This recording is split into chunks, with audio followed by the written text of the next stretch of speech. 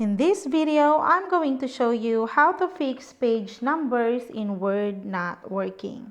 So there are two ways to do this. The first one is make sure the page numbering system is correctly set. Now open up your Word document and then click on the Insert tab on the top menu and find page number. And then expand the menu.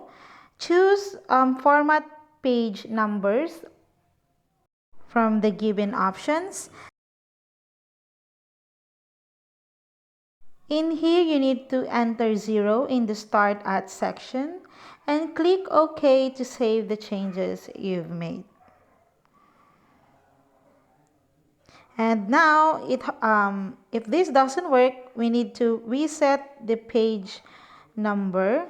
So let's go back again to the Word Microsoft and then click on the page number again. So just expand the menu and click on Remove Page Numbers. And then restart Microsoft Word. So we need to close and open it again.